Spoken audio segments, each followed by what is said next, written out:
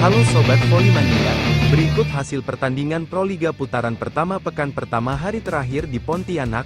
Tuntas sudah pekan pertama Proliga 2026 di Gor Terpadu Ahmad Yani, Pontianak. Sang langganan juara, Bandung BJB tanda mata tumbang di tangan Jakarta Popsivo Polwan dalam laga Big Match sore kemarin. Sementara itu, nasib berbeda dialami Jakarta Electric PLN yang sukses bangkit, meninggalkan tim asuhan Yola Yuliana semakin terpuruk di dasar klasemen.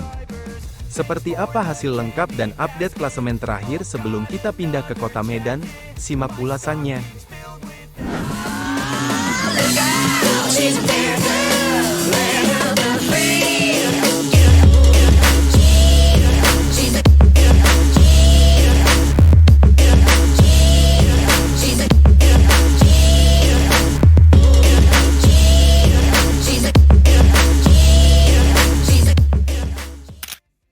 Laga pembuka siang tadi mempertemukan dua tim yang sama-sama mengincar kemenangan perdana.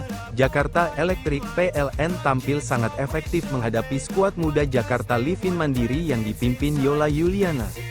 Tanpa ampun, Electric PLN melibas Livin Mandiri dengan skor telak 3-0 dengan skor set 25-23, 25-14, dan 25-23. Meski Yola DKK sempat memberikan perlawanan di set pertama dan ketiga, kematangan pemain asing PLN seperti Neriman Osoy menjadi pembeda yang membuat Livin Mandiri harus pulang dari Pontianak tanpa poin sama sekali. Di pertandingan kedua, duel papan atas yang paling dinanti, Jakarta Popsivo Polwan berhadapan dengan Bandung BJB tanda mata untuk memperebutkan posisi puncak klasemen. Hasilnya mengejutkan. Popsivo Polwan tampil sangat beringas dan berhasil menghancurkan BJB tanda mata dengan skor 3-1 dengan skor set 25-12, 24-26, 25-19, dan 25-18. Sempat kecolongan di set kedua, Betania de la Cruz kembali menunjukkan kelasnya dan membawa Popsivo menyapu bersih seri Pontianak dengan poin sempurna. Dan di laga penutup, duel klasik dua raksasa putra antara sang juara bertahan Jakarta Bayangkara Presisi melawan Surabaya Samator. Samator yang mengandalkan skuad muda sempat mencuri set kedua lewat aksi servis maut Livan Taboada. Namun, Bayangkara akhirnya mengunci kemenangan 3-1 dengan skor set 25-20, 23-25, 25-21, 25-20. Mental juara Randy Tamamilang DKK benar-benar berbicara di poin-poin krusial. Dengan berakhirnya laga putra tadi, maka berikut klasemen sementara tim putra dan putri Proliga 2026. Jakarta Popsivo Polwan resmi menjadi ratu di pekan pertama dengan koleksi 6 poin sempurna dari 2 kemenangan. Di posisi kedua, secara mengejutkan ada Jakarta Electric PLN yang mengantongi 4 poin. Mereka unggul dari Bandung BJB tanda mata dan Ponska Plus Gresik yang sama-sama memiliki 3 poin. Jakarta Pertamina Enduro saat ini berada di posisi kelima dengan 2 poin karena Megawati DKK baru bermain 1 kali saja. Sementara di papan bawah, Jakarta Livin Mandiri dan Medan Falcons masih harus berjuang ekstra karena belum berhasil meraih 1 poin pun di seri pembuka ini. Beralih ke sektor putra, dominasi juara bertahan masih terasa sangat kental. Jakarta Bayangkara Presisi nyaman di puncak klasemen dengan 6 poin setelah menyapu bersih 2 pertandingan dengan kemenangan. Di posisi kedua, Jakarta Lavani membayangi dengan 3 poin hasil dari 1 kali bertanding. Sementara itu, Surabaya Samator, Jakarta Garuda Jaya, dan Medan Falcons harus puas berada di papan bawah dengan 0 poin. Seri Medan pekan depan akan menjadi pembuktian bagi tim-tim papan bawah ini untuk segera bangkit dan pecah telur. Itulah rekap pertandingan dari seri Pontianak. Selanjutnya, Proliga 2026 akan bergeser ke Medan mulai tanggal 15 Januari nanti. Menurut kalian, siapa yang tampil paling gacor di pekan pertama ini? Tulis pendapat kalian di kolom komentar. Jangan lupa like dan subscribe untuk update berita Proliga 2026 ya sob. Sabtu, tanggal 10 Januari tahun 2026. Tim putri Ponska Plus Pupuk Indonesia atau Gresik Petrokimia menunjukkan kelasnya sebagai salah satu kandidat kuat juara musim ini.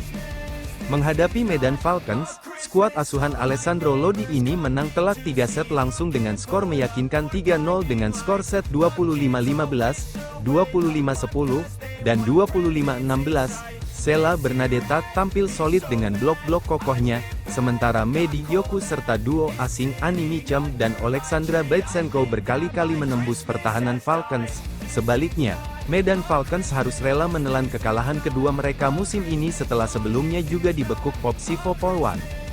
Sementara itu, di sektor putra Lavani menang telak 3-0 melawan Garuda Jaya dengan skor set 25-16, 25-17, dan 25-13. Kematangan pemain Lavani seperti Boy Arnes dan Hendra Kurniawan terlihat jelas dalam mengatasi perlawanan tim debutan Garuda Jaya yang mayoritas diisi pemain muda. Kemenangan ini membuat Lavani mengantongi 3 poin penuh dan menempel ketat Bayangkara Presisi di papan atas klasemen sementara sektor putra. Kita sedikit menoleh ke belakang pada laga hari Jumat kemarin yang benar-benar gila.